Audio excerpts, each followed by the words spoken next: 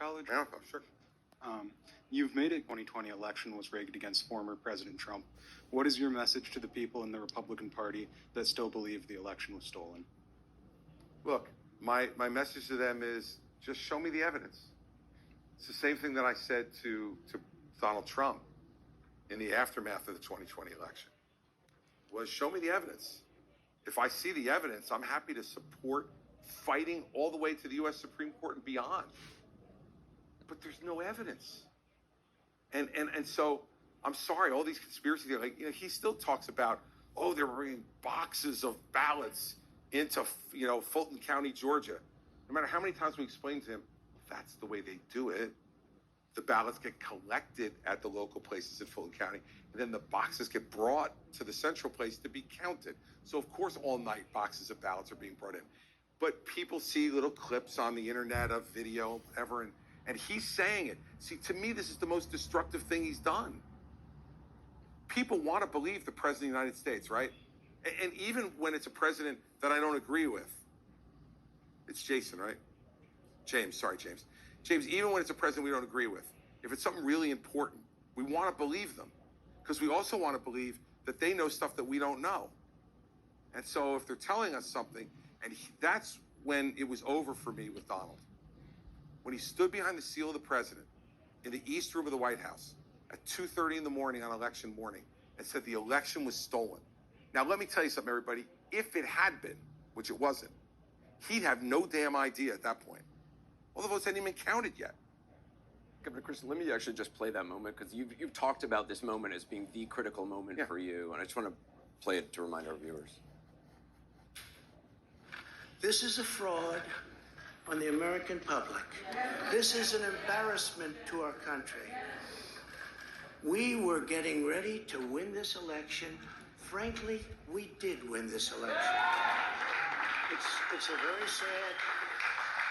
a very sad moment. To me, this is a very sad moment, and we will win this. And as far as I'm concerned, we already have won. So that was the East Room of the White House. Yeah. What about that moment changed it for you? All right, look. How many people out here are parents? Can you raise your hand? All right. Look, that's like when your kid comes home from school with a bad grade. And you're like, well, how'd this happen? The teacher's unfair.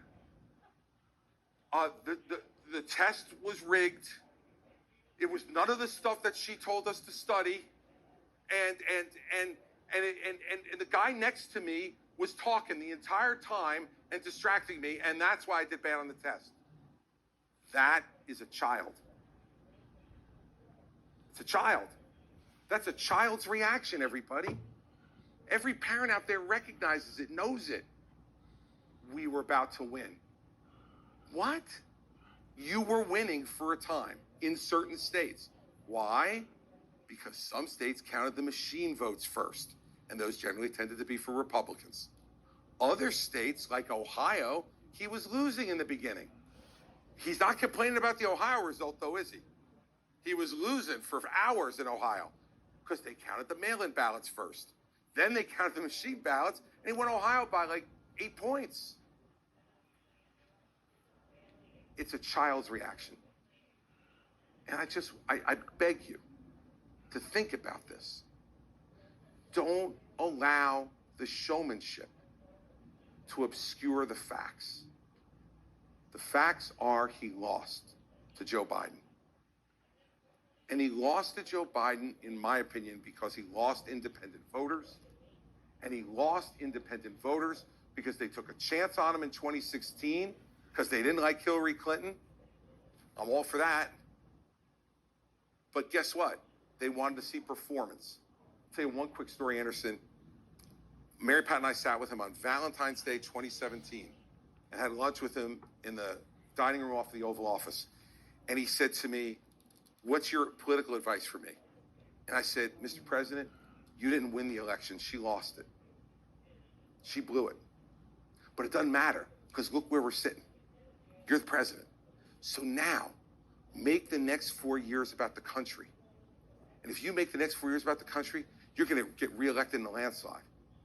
Make it about them, not about you." And if you do that, you're going to win. And he looked at me, and you'll remember this. He shook his head and he goes, Chris, you worry too much. I think I was worried just enough. I want you to meet Kristen Gourier. She's a student at Harvard Law School working in New York City. She's a Republican and says she's currently supporting Governor DeSantis. Kristen, welcome. Hi, Governor Christie. Hey there. My question is, President Trump significantly increased tariffs on Chinese goods. President Biden has mostly kept these tariffs in place. Would you reduce, maintain, or increase tariffs on China if you were elected president? I would make it part of an overall negotiation to reset our relationship with China. We need to make the Chinese understand that, like, the party's over. For the last 50 years, we have been investing in China to try to bring them into the community of nations and to try to make them better, because we thought it would make us better too. And in some ways it has. We have great trade with China over a long period of time. And by great, I mean a large volume of it. But the Chinese have taken advantage of our good nature, stealing our intellectual property, spying on us, causing trouble around the world, unfair trade deals. And it's time for that to stop now. They're no longer a fledgling economy. They're the second largest economy in the world and inching up on us. And so what I would do on tariffs would be to say, look, they don't like those tariffs, and those tariffs also increase prices for some of us, right? But we're not going to get rid of that stuff until they decide to be fair on those other things. You come up with a great idea, intellectual property, you should be able to own that. And if they want to use it, they pay you for it, not steal it from you. TikTok is here in this country. We let them in. Facebook and Twitter are not in China. They want Facebook, they're going to let Facebook, Twitter, and our social media into China. I'll let TikTok stay. They don't, TikTok goes in the Christie administration. They need to understand that we will be fair, but we won't be chumps. And so I don't want to give that away on the CNN town hall in June of 2023. I want to use it as a card that we can negotiate with going forward smartly so that we right this relationship. Because if we don't right this relationship, it will be the relationship that defines the world for the next 50 years.